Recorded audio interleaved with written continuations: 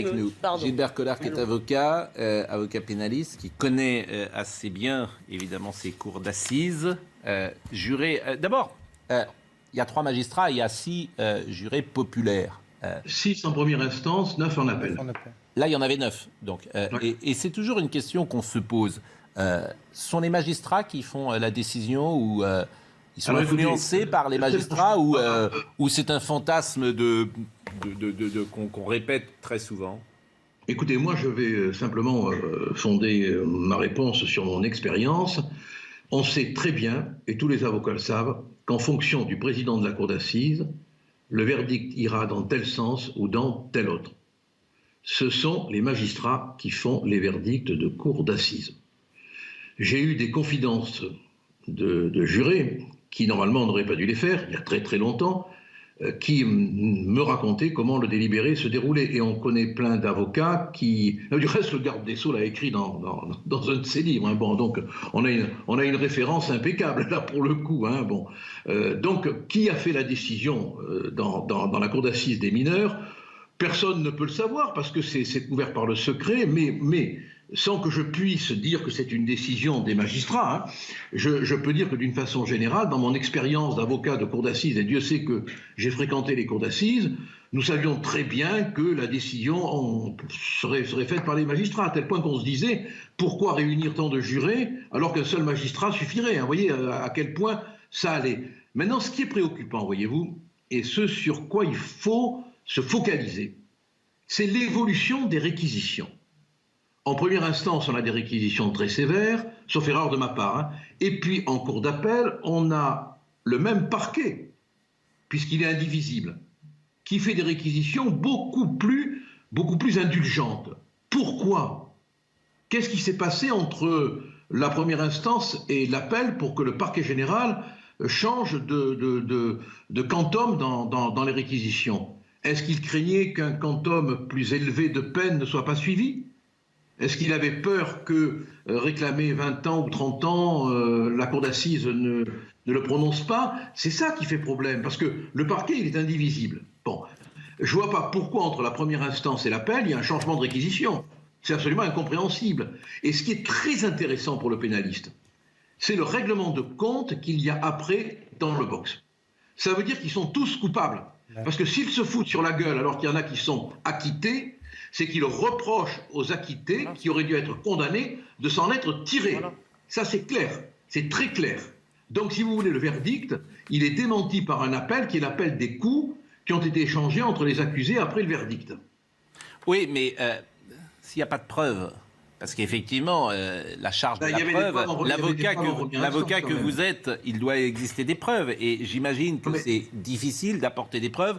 Ces jeunes gens étaient peut-être cagoulés au moment des faits, leur visage était dissimulé. Donc, vous voyez, c'est très difficile d'enquêter. Mais Pascal, vous vous rendez compte de ce que vous dites? Parce que vous êtes en train de sous-entendre, avec votre gentillesse actuelle et votre naïveté magnifique, que les premiers juges auraient condamné sans preuve, à des peines très sévères. Alors, on aurait une cour d'assises qui condamne sans preuve et une cour d'assises qui trouve des preuves pour innocenter. Alors, je rappelle, ces 13 jeunes âgés de 16 à 21 au moment des faits, 13 jeunes qui étaient accusés d'avoir fait partie de la vingtaine de personnes encagoulées qui, le 8 octobre 2016, avaient attaqué en pleine journée 2 voitures de police stationnées. Ça avait été un traumatisme dans l'opinion. À proximité du quartier de la Grande Borne, vaste cité d'habitat social, considérée comme l'une des plus sensibles d'Île-de-France. Ils avaient brisé les vitres, jeté des cocktails Molotov dans les habitacles. Dans une première voiture, un adjoint de sécurité de 28 ans et une gardienne de la paix de 39 avaient pris feu. Et je rappelle qu'effectivement, vous l'avez dit tout à l'heure, certains ont été donc reconnus coupables et l'un a pris 8 ans de prison et l'autre 6 ans de prison. C'est-à-dire que tu attaques un policier, tu es reconnu coupable et tu as 8 ans ou 6 ans de prison. Et les autres sont effectivement acquittés. Donc, moi, je suis, comme vous, étonné de ça. Est-ce que vous avez une réponse aux arguments que donne M. Collard sur Changement entre première et deuxième master, une explication plus exactement? Non, j'ai pas d'explication. Et d'ailleurs, il a repris le même propos que j'avais en début de ce plateau. C'est l'incompréhension entre les réquisitions de première instance et celle de la deuxième instance. Et je le rappelle, c'est l'avocat général, c'est le parquet général qui a fait appel. Oui, bien sûr. Pour augmenter les peines. Donc là, il y a quelque chose qui a dysfonctionné. Non, mais ça, c'est très intéressant ce que vous dites. Donc ça, c'est très intéressant parce que le parquet fait appel et celui qui va requérir demande moins qu'en première appel. Exactement. C'est fascinant, ça. Mais de toute façon, cette justice, on le voit bien, il y a du dysfonctionnement. Non, mais ça, c'est très, très intéressant. Et en précisant bien qu'ils avaient été choqués et déçus de la faible proportion des peines. C'est le parquet qui fait appel. Donc, et finalement, le parquet prononce des peines qui sont plus inférieures. On sera avec Philippe Bilger tout à l'heure. C'est pas une question d'homme, tout simplement. Est-ce que c'est pas une question d'idéologie d'une personne? Mais vous avez bien sans doute. Non, mais on demande des explications. C'est pas une justification. Sans doute. On cherche des explications. Sans doute. Est-ce qu'il peut y avoir cassation? Ah non, les victimes n'ont pas le droit. Je parle sous votre contrôle. Les victimes n'ont pas le droit de se pourvoir en cassation, Gilbert Collard. Non, mais de toute manière, même s'il y avait cassation, même si le procès était cassé, il est impossible de revenir sur le verdict. Impossible. Pourquoi? Impossible, parce que c'est la loi, la cassation ne peut pas modifier... renvoyer la cassation? La Cour de cassation, elle ne peut pas renvoyer pour un nouveau procès? Non, absolument pas. Ah bon? Absolument pas. Elle juge sur la forme et pas le fond. Sur la forme. Mais si elle casse le jugement, elle renvoie? Dans Babylou, il y a eu un deuxième procès d'appel. Non, pas dans cette manière. La décision est définitive. Il n'est pas possible de rejuger ces gentils jeunes gens qui seront libres du reste dans peu de temps, parce qu'ils vont avoir les remises de peine habituelles. Non. Mais ce qui fait vraiment problème et qui devrait intéresser quand même la chancellerie, c'est de savoir pourquoi l'avocat général, dont, je rappelle, la parole est libre. Il y a un adage qui régit le comportement des avocats généraux, c'est la plume est serve, mais la parole est libre. C'est-à-dire que les écrits sont sous ordre, mais la parole est libre. Donc, il s'agirait de savoir quand même quel est le contexte dans lequel évolue cet avocat général qui a pu prononcer des réquisitions qui constituent un pied de nez au premier avocat général qui a requis et qui constituent un pied de nez au fait que le parquet général a fait appel. Parce que quand même, on est en présence d'un appel pour l'obtention d'une aggravation des peines et on a un avocat général qui requiert moins qu'en première instance. Donc là, vraiment, on est dans un dysfonctionnement mental, idéologique et juridique qui requiert des explications du procureur général. Il faut qu'il nous explique pourquoi ses services, son parquet, a requis moins. Oui, mais il n'y a pas d'explication, vous le savez bien. La justice, elle n'est pas transparente au point que cet avocat général, on n'entendra pas sa défense, si j'ose dire, ou ses explications. Gérald Darmanin a tweeté, je crois, en tout cas il s'est exprimé, et on va peut-être voir ce qu'il a dit. Et l'émotion suscitée par l'attaque odieuse de Viry-Châtillon le 8 octobre 2016 est encore intacte. Je recevrai personnellement les policiers victimes.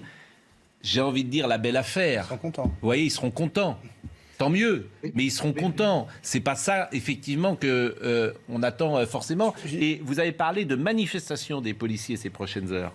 Oui, mardi à 12h30, devant le tribunal judiciaire de Paris et devant tous les tribunaux judiciaires en province, nous allons manifester notre mécontentement, notre colère.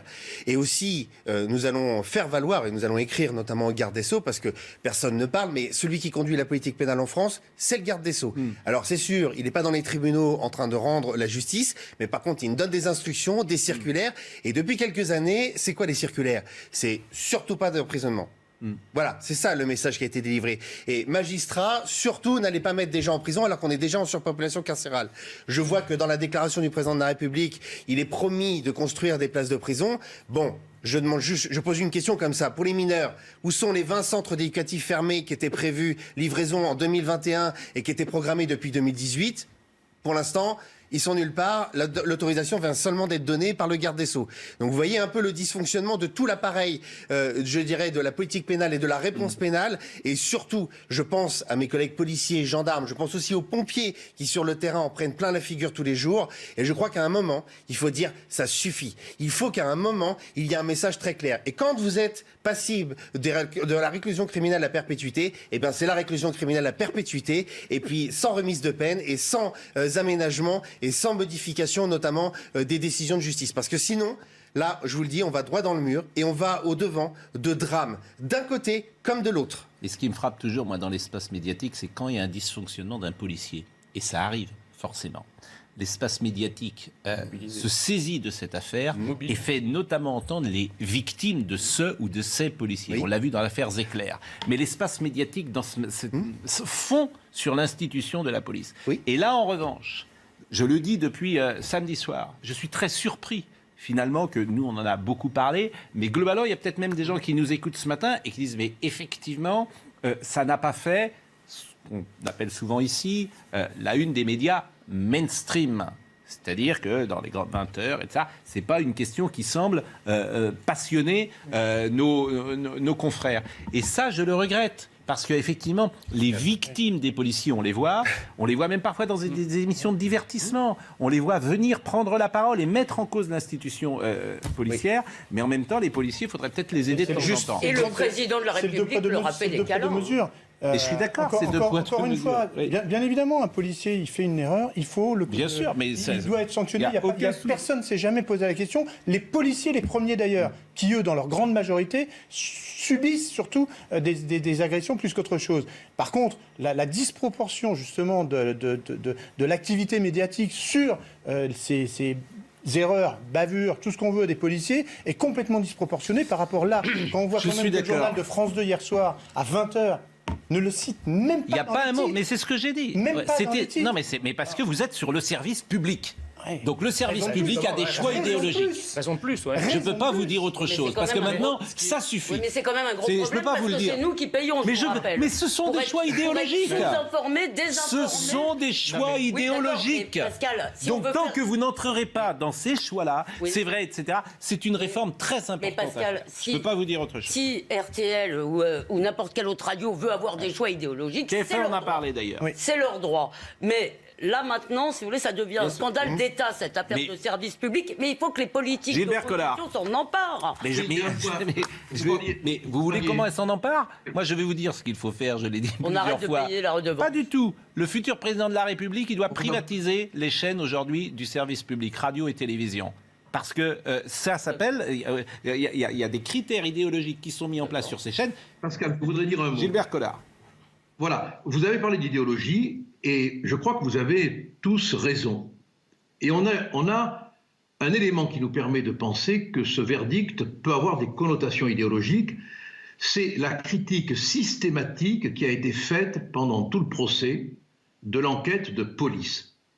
L'enquête en appel, pas en première instance. Donc là, il y a une divergence d'appréciation de ce que peut être ontologiquement, déontologiquement, le travail d'enquête des policiers. En première instance, on a pris l'enquête avec respect. En appel, on a commencé à dire ce sont des flics qui ont fait l'enquête, donc c'est une enquête fliquée à laquelle on ne peut pas se fier. Ça a été rapporté par l'avocat qui défendait les policiers, et je sais, moi, par des amis, que tout le procès, dans son déroulement, a porté là-dessus. Il ne fallait pas confier l'enquête à des policiers. Oui, ce sont des policiers qui ont été victimes et ce sont des policiers qui enquêtent. Bon, donc, c'est vraiment un verdict qui est fondé sur la discussion de la qualité et de l'honnêteté du travail des policiers. Et ça, franchement, pour les policiers qui ont fait l'enquête, c'est un désaveu insupportable. Insupportable. Oui. Parce que moi, j'ai vu des enquêtes faites par des policiers sur des policiers, et je peux vous dire que ce sont des enquêtes objectives et honnêtes. Stanislas Godon. Deux choses, 30 secondes. Gilbert Collard a raison. Les policiers, ils n'enquêtent pas dans l'entre-soi. Les policiers, dans une enquête judiciaire, ils travaillent sous l'autorité d'un magistrat, d'un procureur, d'un juge d'instruction. Voilà, c'est comme ça que ça se passe dans la vraie vie judiciaire. Donc qu'on arrête de dire que les policiers font tout et n'importe quoi dans leur coin. Deuxièmement, vous avez parlé des procès qu'on fait à la police depuis des mois, des années. On parle du divorce entre la police et la population. Alors il faudra qu'on m'explique pourquoi moins d'un Français sur deux fait confiance en la justice. Juste ça. Et là maintenant, peut-être qu'on posera les vraies questions qui se passent et qui se posent dans ce pays. Le problème, c'est les réponses, pas les questions. Vous voulez pas rester avec nous ? Avec plaisir, je resterai, mais là, vraiment, j'ai un empêchement. Ah non, je connais votre empêchement. Mais bon, on va marquer une première pause. J'ai vu le tweet de Linda Kebab, également passé ce week-end, que je salue, parce que on l'avait invitée, puis elle est souffrante pendant quelques... m'a-t-elle dit. Donc, on n'a pas pu entendre sa parole, mais son tweet que je vais essayer de citer d'ailleurs à l'antenne. Les policiers de Viry-Châtillon lâchés par leur administration, zéro prise en charge matérielle, pas un membre de la hiérarchie pour soutenir la victime présente. C'est vrai ça ? Oui. J'ai du mal à croire ça. Si. C'est vrai. Non mais enfin comment c'est vrai. Après...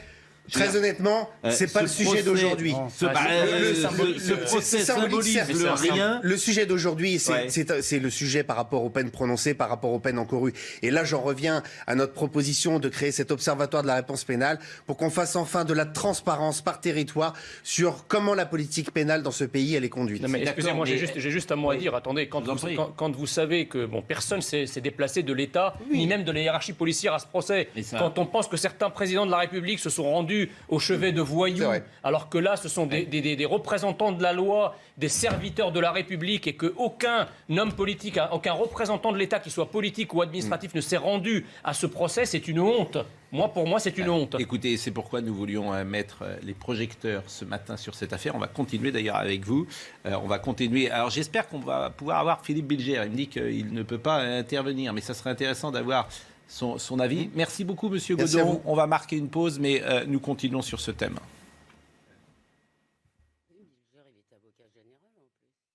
Seguela nous a rejoint et je l'en remercie. Gilbert Collard est toujours avec nous et le maire de Viry-Châtillon, Jean-Marie Villain, est également là. Je termine simplement, je parlais de Linda Kebab tout à l'heure, que vous connaissez, qui est policière et qui a écrit sur sa page Facebook: les policiers victimes de tentatives d'assassinat à Viry-Châtillon étaient lâchés par leur administration, leur employeur, l'administration policière, aucune prise en charge matérielle au milieu de la nuit, aucun membre de la hiérarchie pour soutenir la victime présente pour entendre ce douloureux verdict. Ce procès symbolise le rien. Oui, le rien que représentent tous les policiers d'en bas, ceux qui prennent tous les risques dans l'esprit de ceux qui donnent les ordres. Si la hiérarchie est une honteuse absente dans cette grave affaire sordide, que pouvez-vous attendre d'elle tout le reste du temps ? Ce n'est pas au tribunal, mais bien à notre autorité administrative et carriériste qu'il faut demander des comptes, à condition de ne pas craindre de perdre ses petits privilèges. C'est vrai que le verdict était entre samedi vers 1h du matin,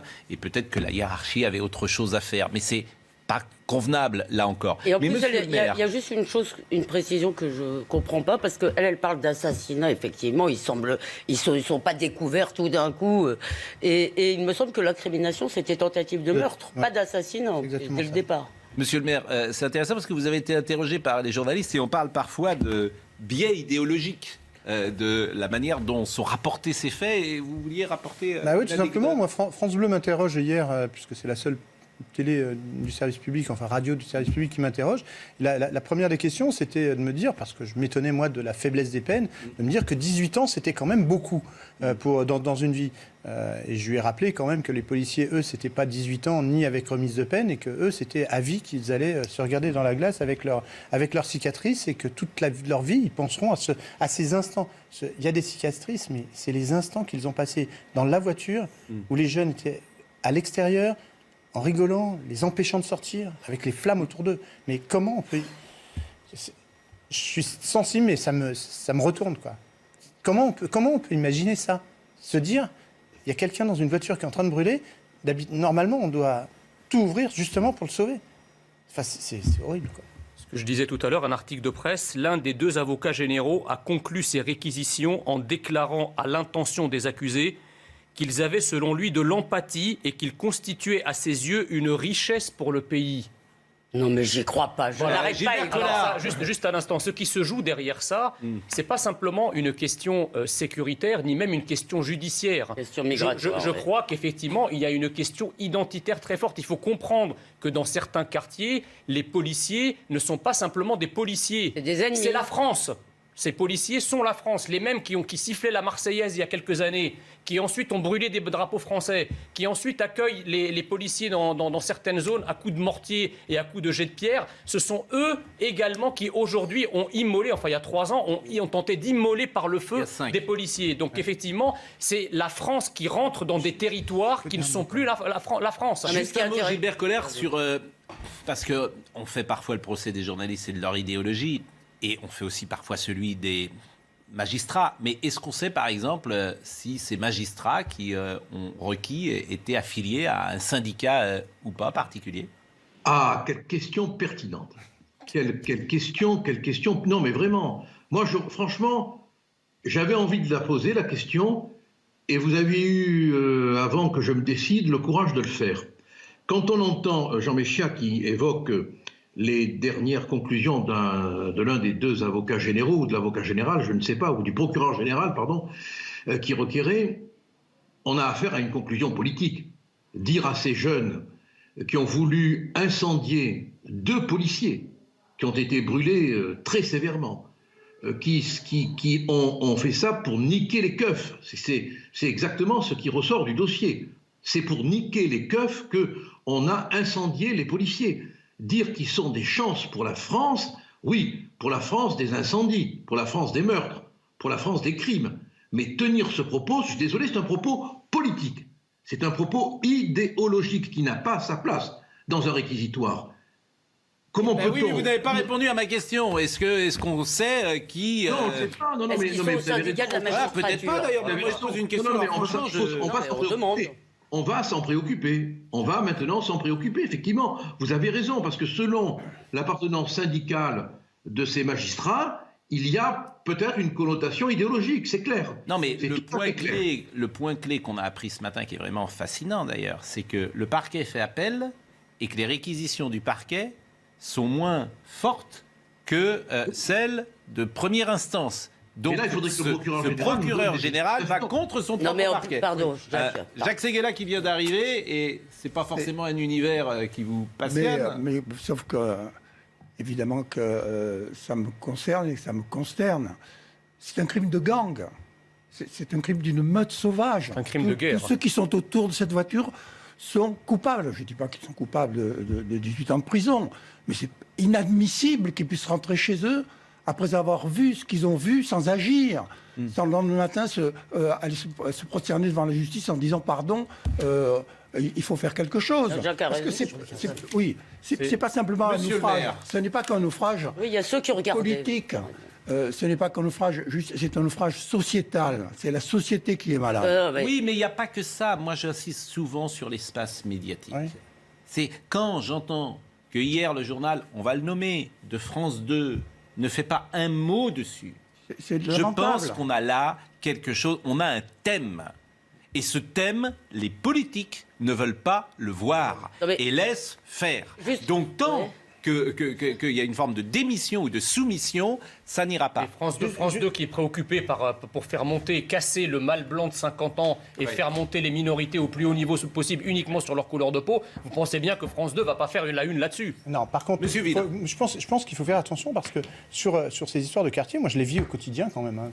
J'y suis, donc j'y vais, je suis en permanence, que ce soit aux Érables ou même à la Grande Borne. Il y a au moins une chose qui est certaine, c'est que n'assimilons pas les 99% de gens qui subissent ces voyous, qui sont les victimes, les premières victimes, ce sont eux qui les subissent. Et moi, je les vois au quotidien. Je vois les associations qui bossent. Et je ne suis pas un grand fan de toutes ces associations qui, soi-disant, feraient du bien partout. Mais il y en a. Oui, il y en a. Je connais une association, l'association Sendé, qui fait du bien. Puis il y a plein de gens bien qui sortent de ces quartiers. Et ce que je voudrais, c'est que ça soit aussi ces gens-là dont on parle. Parce que eux, ils sont les premières victimes. Ils subissent les conséquences tous les matins. D'accord, mais il ne faut pas avoir un discours non plus trop angélique. Parce que d'abord, votre 99%, pardonnez-moi, mais me paraît pas toujours vérifié. Il y a aujourd'hui quand même un séparatisme qui est délinquant, et c'est très intéressant cette phrase, les chances pour la France, parce que ça nous fait tout à fait le lien avec la politique migratoire. Je vous rappelle que c'est ça, la grande phrase des années 80, c'est l'immigration est une chance pour la France. Or, on voit bien que c'est quand même le fruit d'une immigration qui n'a pas été contrôlée et pas intégrée. Et que ceux qui nous sortent ce genre de truc, c'est juste qu'ils veulent continuer à ouvrir les frontières. Non. Gilbert Collard. Si. Gilbert Collard. Aujourd'hui, si vous voulez, juste un... Non, je ne vous parle pas de vous, là. Non.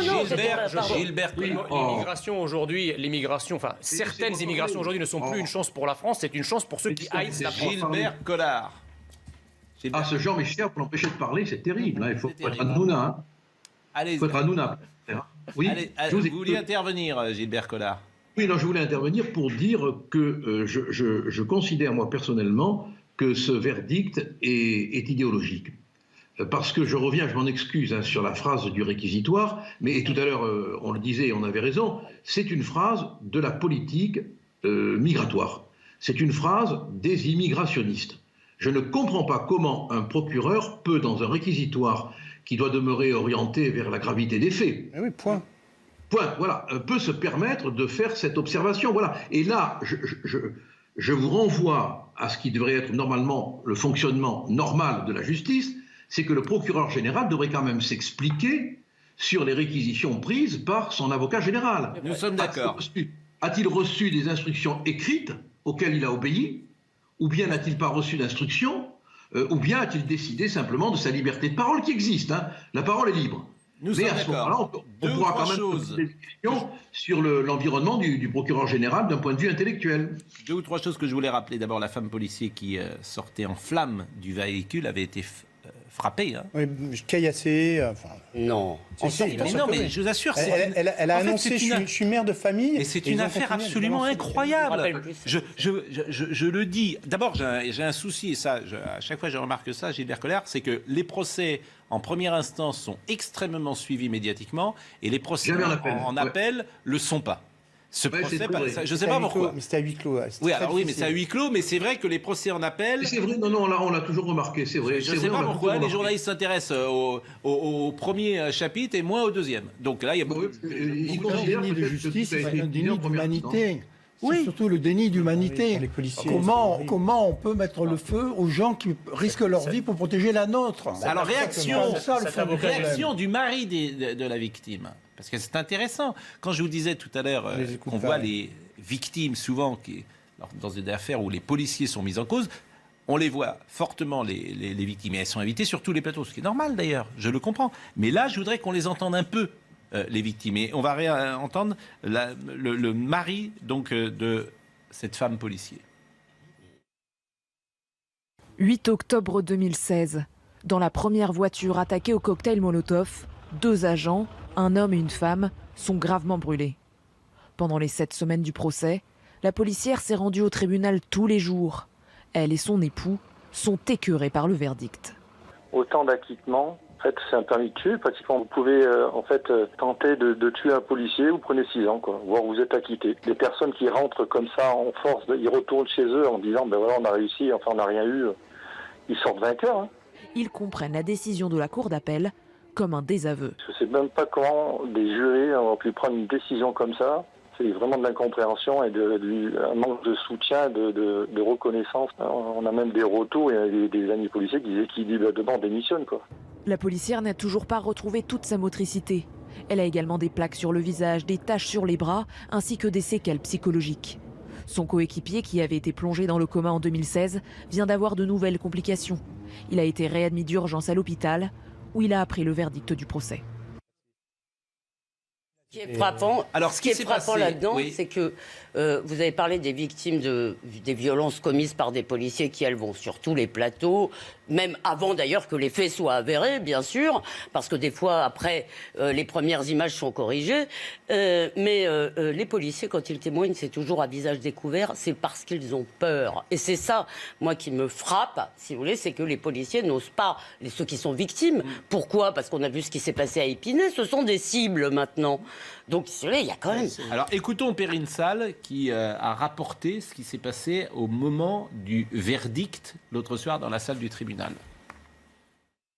Au moment de l'énoncé du verdict et au fur et à mesure des acquittements prononcés, les accusés ont décidé de régler leur compte entre eux au sein même du box des accusés en se jetant les uns sur les autres à coups de poing et en hurlant, en roulant les uns sur les autres.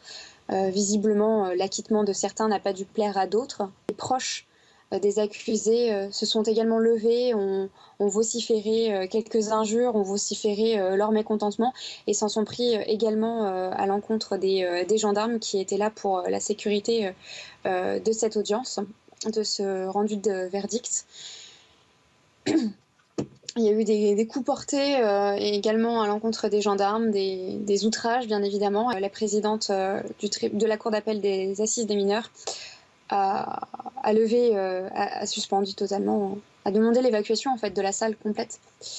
Donc ce sont des petites évacuations par vague de quelques dizaines de personnes qui ont permis de retrouver un certain calme.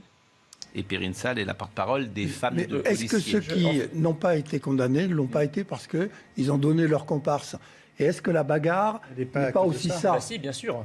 Ah ouais, c'est possible que ça soit tout simplement ça. Est-ce qu'il n'y a pas eu juste des gens qui ont balancé des noms? Non, je pense que c'est la différence de traitement. C'est parce qu'il y en a qui ont été acquittés, les autres ont été lourdement condamnés. Donc ceux qui ont été lourdement condamnés n'ont pas compris pourquoi ils l'étaient, alors que d'autres étaient élargis. Et donc la bagarre a éclaté là-dessus. Mais je reviens juste sur les propos de cet avocat général qui qualifie ces racailles de chance pour la France. En fait, son seul tort est d'avoir dit tout haut ce que beaucoup de magistrats et beaucoup de juges et beaucoup de procureurs pensent tout bas et même appliquent tous les jours.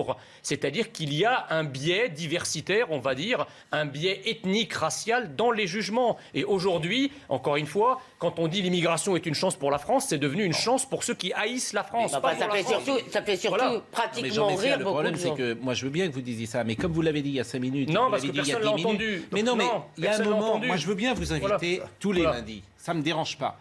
Mais il y a un moment, vous ne pouvez pas dire exactement la même phrase il y a 5 minutes. Je vais vous dire pourquoi. Je vous le dis vraiment comme je le pense. Je vais vous dire pourquoi. Parce qu'effectivement, toutes les semaines, on a des affaires où ces exemples-là, qui sont par ailleurs niés par la quasi-totalité du système médiatique, et vous l'avez dit. Je le dis. Voilà, exactement. Mais ne répétez pas mot pour mot ce que vous avez dit. Si la réalité se répète, il faut asséner la même explication pour que les Français comprennent. Pas 5 minutes d'écart.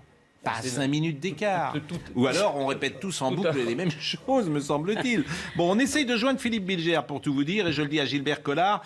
À ce moment-là, on mettrait Gilbert Collard de côté quelques instants, on appellerait Philippe Bilger pour avoir quand même une couleur, une tonalité différente de ce que nous disons là. Et ça sera intéressant, d'ailleurs, l'ancien procureur qu'il est, parce que même techniquement, on va lui poser la... Oui, avocat général. Techniquement, comment est-ce possible que l'avocat général soit en opposition avec son parquet, finalement? Absolument. Simplement, la justice est-elle laxiste? Ce qui est un thème récurrent, là aussi. Vous voyez le sujet de Maya Yatagen. Un naufrage judiciaire. Les avocats des policiers attaqués à Viry-Châtillon sont unanimes.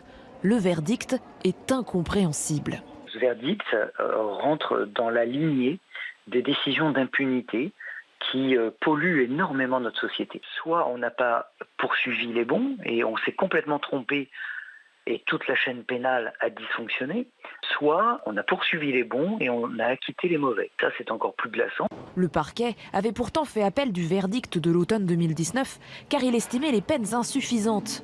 Alors la justice a-t-elle été laxiste lors de ce second procès? La clémence ou la sévérité de la justice, c'est toujours quelque chose de très subjectif. Tout dépend du point de vue selon lequel on se place. Et en l'occurrence, celui qui a rendu la décision, la cour d'assises d'appel, c'est un jury populaire. Donc c'est l'expression de la souveraineté populaire.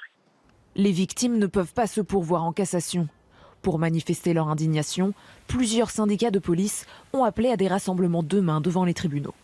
Alors vous connaissez Philippe Bilger, avec qui nous discutons très souvent, et très souvent je le mets en accusation, entre guillemets bien sûr, sur les décisions de justice. Je souligne qu'entre la première et la deuxième instance, parfois il y a des différences assez importantes et on s'interroge, les citoyens que nous sommes s'interrogent. Mais là on a une question tout simplement technique à vous poser.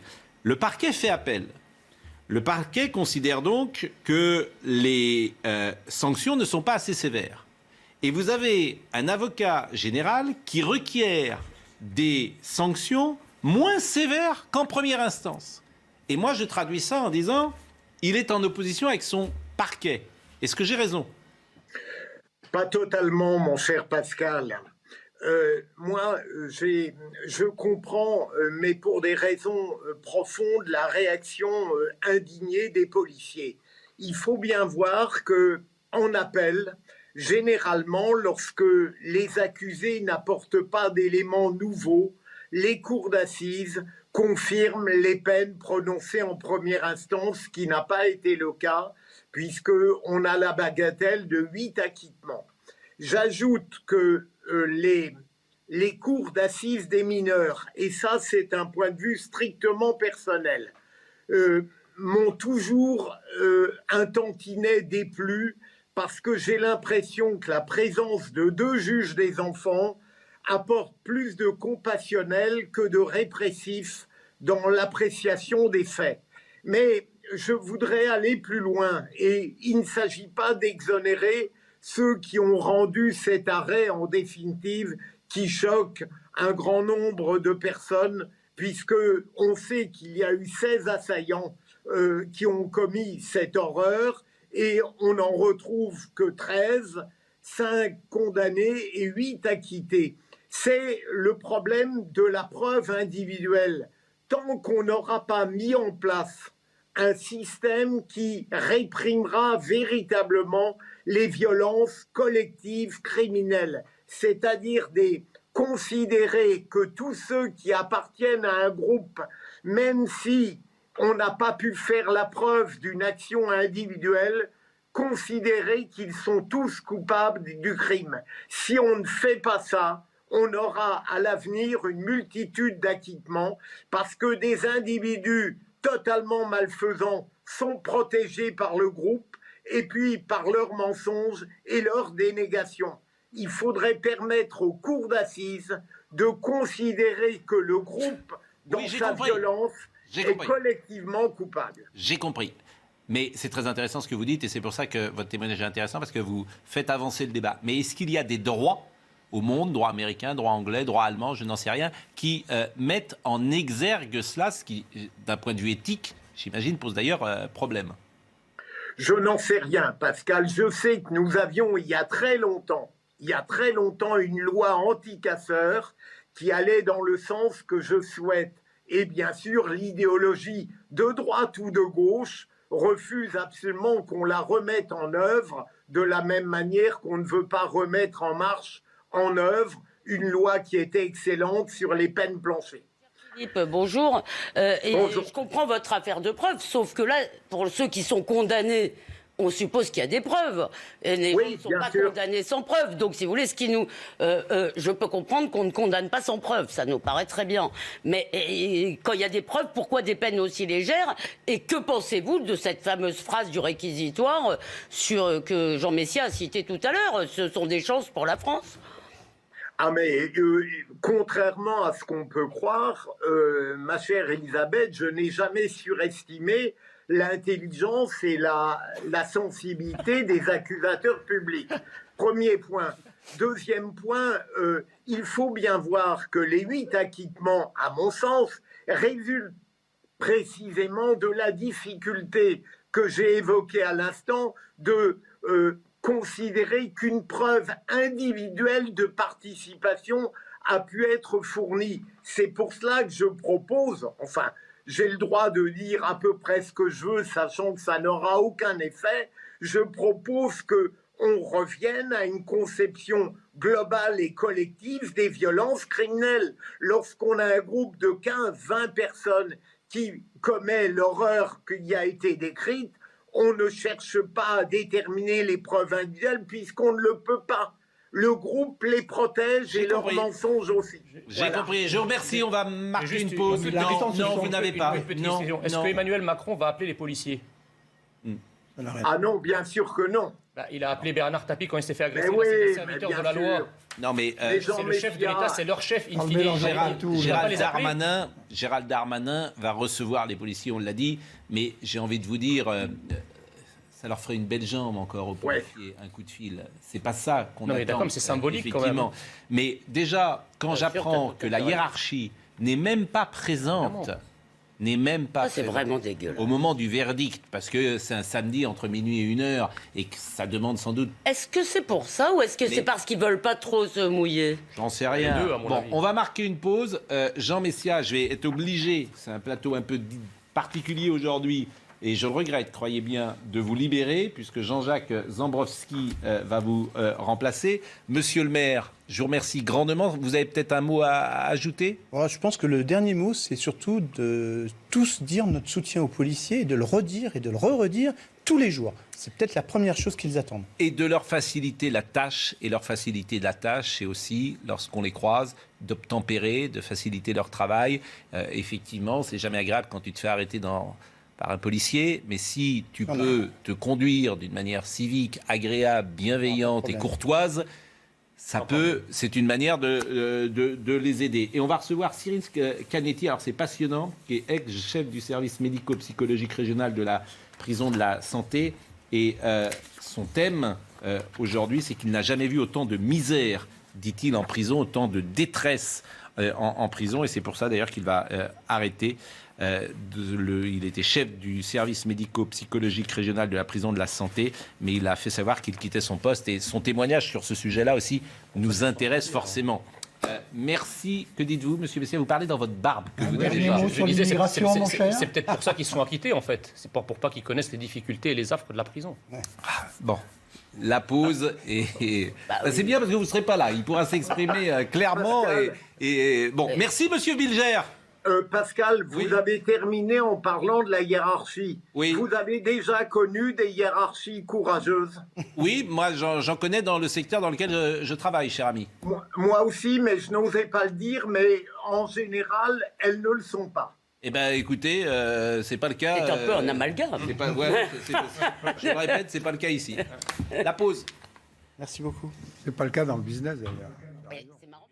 Jean-Jacques Zambrowski est médecin en médecine interne à l'hôpital Bichat, économiste de la santé, et je vous remercie d'être là, même si notre émission a été un peu bousculée. Cyril Canetti est ex-chef du service médico-psychologique régional de la prison de la santé, et c'est passionnant sans doute de vous entendre après ce que nous venons de dire pendant 1 heure. Et Gilbert Collard est aussi resté avec nous, il pourra intervenir, parce que c'est intéressant ce que disait Philippe Bilger sur il faut sans doute changer la loi pour que ceux qui agissent en réunion soient condamnés au fond, même s'ils n'ont pas la charge de la preuve qu'ils ont ou pas fait quelque chose. Et je posais d'ailleurs la question à Philippe Bilger, est-ce qu'il y a des droits qui fonctionnent comme ça aux États-Unis, en Angleterre, en Allemagne, en Italie, j'en sais rien. Est-ce qu'il y a des lois qui disent si vous étiez associé à un mouvement de foule ou à un mouvement de groupe, vous êtes condamné même si vous n'avez pas fait, vous n'avez pas porté le coup fatal. C'est ça que dit Philippe Bilger. Donc j'ai pas la réponse. Je sais pas si vous l'avez ou pas, Gilbert Collard. Non. Vous ne l'avez pas. Bon, Cyril Canetti. Alors c'était très intéressant de vous écouter parce que ça va être intéressant de vous écouter parce que c'est presque à contrario de tout ce que nous venons de dire. Par exemple, j'ai lu un long papier, vous avez accordé une interview à Libération et vous avez dit « Je suis très frappé actuellement du nombre de personnes qui sont incarcérées car elles ont volé que 3 pommes, qui une bouteille de whisky, dans un dénuement total et absolument incapable de se maîtriser ». Donc là, ça va contre l'idée de cette justice laxiste. Et vous dites surtout que vous n'avez jamais vu autant de misère aujourd'hui à la prison, dans les prisons. Vous y êtes depuis 25 ans, vous êtes psychiatre, et donc vous dressez un constat qui va à contrario presque de ce que nous disons là. Alors, le climat est idéal pour intervenir, vous l'avez bien dit, puisque le plateau était un peu chaud, si j'ai bien compris. Vous avez sorti un tout petit peu mes termes du contexte. C'est-à-dire que quand je dis qui vole une pomme, une bouteille de whisky dans un dénuement, je parle de malades mentaux. Et la raison de ma présence ici, c'est bien d'expliquer le sort qu'on fait aux malades mentaux qui sont incarcérés, et non pas de parler de la population pénale en général, parce que ça m'amènerait dans un domaine que je ne souhaite pas aborder. Donc vraiment, quand je parle de ça, je parle d'une population malade, incarcérée, qui a un traitement inadapté, de personnes... Alors, j'ai donné ma démission, en fait, c'est parce que je n'allais pas être renouvelé dans mes fonctions, et je n'allais pas être renouvelé dans mes fonctions parce que je dénonçais un certain nombre de pratiques d'une part de la psychiatrie, pas de toute la psychiatrie, mais d'une part de la psychiatrie que je considère comme maltraitante et qui participe de l'envoi d'une population malade mentale en prison. C'est-à-dire que vous considérez qu'effectivement ceux qui sont en prison ne devraient pas être en prison mais en hôpital psychiatrique? À tous ceux. Certains. Je pense que, si vous voulez, il y a différentes choses. Il y a effectivement des soins à apporter aux personnes détenues comme à l'extérieur. Quand on est médecin, on soigne tout le monde. Donc on soigne les détenus comme les non-détenus et voilà, toute personne confondue. Et puis il y a des personnes, il y a deux cas de figure. Il y a des personnes qui sont très malades et dont la place serait à l'hôpital, et d'autres personnes qui ne sont pas assez prises en charge à l'extérieur sur le plan psychiatrique, qui du coup se retrouvent dans une très grande précarité. Et c'est là que je parle de personnes qui ne sont pas suivies correctement à l'extérieur parce qu'il n'y a plus forcément les moyens de les suivre. Et à ce moment-là, ces personnes sont amenées à délinquer, et parfois pour une délinquance de survie. On n'a pas toujours affaire à des grands braqueurs. C'est des gens qui vont voler, quand je parle d'une pomme, c'est des gens qui vont subvenir à leurs besoins. On va en prison pour une pomme en France. On est en primo-délinquant, franchement. On va en prison pour peut-être pas une pomme et demie. Écoutez, alors ça va à contrario de ce qu'on imagine. Gilbert Collard, d'ailleurs, nous écoute. Je ne sais pas s'il veut réagir.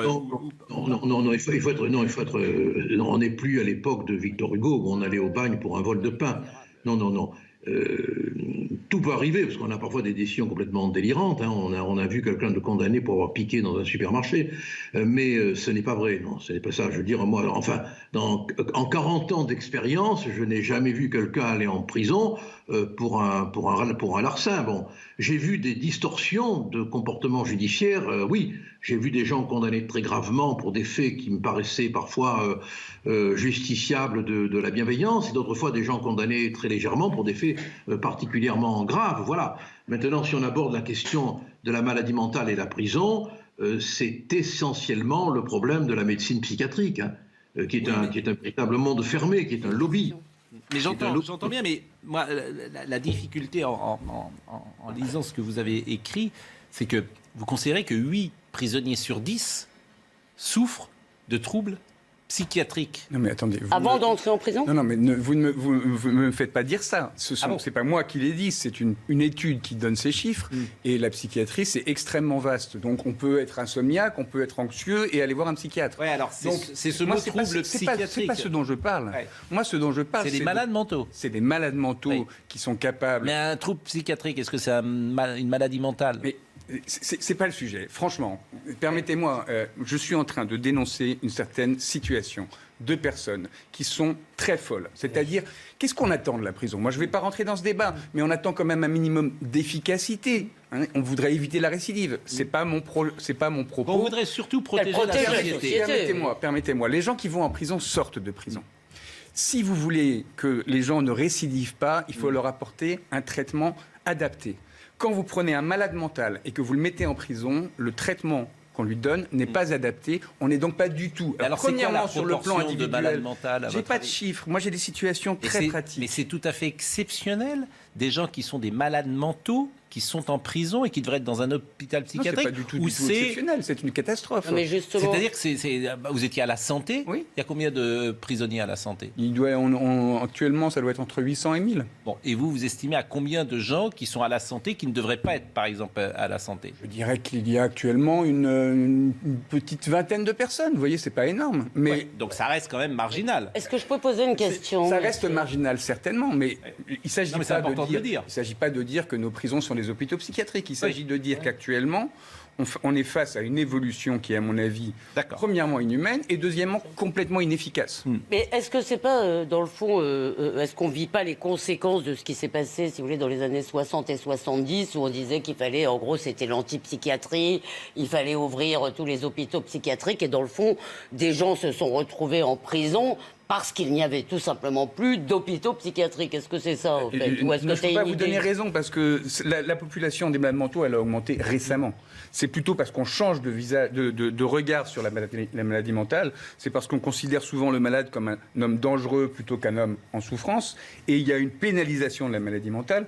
Le courant que vous dénoncez, ou vous semblez dénoncer dans les années 70, est un courant extrêmement humaniste, où considère le malade comme quelqu'un en souffrance, qu'on veut rapprocher de la cité, on le sort de l'asile, mais on l'a tellement sorti qu'effectivement, il y a à ce moment-là une certaine... Il peut y avoir une dérive, effectivement. Il y a plusieurs dérives. Il y a, d'une part, on a effectivement sorti de l'hôpital des gens qui ne trouvent pas leur place dans la société, parce qu'ils sont trop malades, et d'autre part, on a, pour certains, une approche très neurobiologique, très Des traitements, quoi, de la chimie. De la chimie, et que des Gilbert Collard. Oui. Là, on va pas. Gilbert Collard voulait juste intervenir. Je voudrais pas. On est quand même un poil à côté de Viry-Châtillon, s'il vous plaît. S'il vous plaît, les amis. S'il vous plaît. Gilbert Collard. Ils allaient s'embrasser, c'est bien, non? En période de Covid, c'est rassurant, quand même, messieurs. Messieurs, allons, vous allez vous faire allumer. Qu'est-ce que vous vouliez dire sur le... Mais on est un petit peu à côté du sujet Viry-Châtillon, donc je voudrais peut-être qu'on le ressente. On est complètement à côté, mais puisqu'on est à côté, autant rester à côté. Hein. Bon, moi, je voudrais poser une question au docteur, au psychiatre qui est présent sur le plateau. Je me suis beaucoup intéressé à la psychiatrie judiciaire. J'ai même écrit il y a longtemps un livre, Le psychiatre, le juge et son fou. C'est dire à quel point cette question me passionne. J'avais même réussi à faire entrer une psychanalyste en prison pour soigner un détenu. Vous voyez, ça m'intéresse. Hein. Mais à quoi sert la psychiatrie carcérale s'il faut mettre les détenus perturbés dans des hôpitaux psychiatriques? Vous servez à quoi? Alors, il n'y a pas de psychiatrie carcérale. Il y a une psychiatrie en milieu pénitentiaire. Ah, d'accord, si vous voulez, j'accepte. Je pense que les mots sont importants et c'est pas vous qui allez me contredire. Oui, non, vous avez raison. Une psychiatrie en milieu pénitentiaire dont l'objectif est effectivement d'apporter des soins de qualité à l'ensemble de la population qui vit sur le territoire français. Donc, on vient travailler et on vient apporter des soins psychiatriques à ceux qui en ont besoin, comme vous pourriez aller chez un psychiatre à l'extérieur ou au CMP ou n'importe où ailleurs. Et ce que je dénonce, encore une fois, c'est une population qui n'est pas à sa place. Alors, on dit qu'on s'éloigne du sujet de Viry-Châtillon, mais moi, je ne suis pas du tout venu parler de Viry-Châtillon.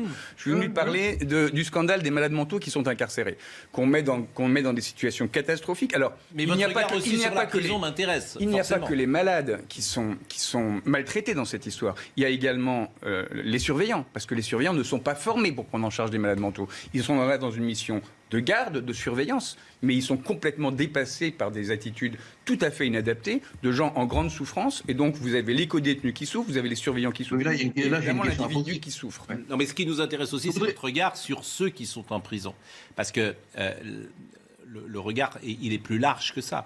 C'est-à-dire que sur les vies que vous appelez cabossées, sur les difficultés de se construire, comment est-ce qu'on en arrive là? Et c'est toujours la difficulté lorsqu'on cherche à comprendre, et parfois... Comprendre, pour certains, c'est presque excuser, ou c'est donner en tout cas des circonstances atténuantes à ceux, en l'occurrence, qui ont fait ce qu'ils ont fait contre ces policiers. Et la difficulté après de sanctionner, entre comprendre et sanctionner. Est-ce que vous parliez d'humanisme tout à l'heure?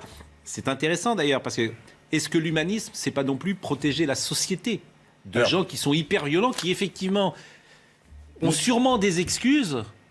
Des excuses en tout cas, il y a des parcours de vie cabossés, mais moi je pense à la société.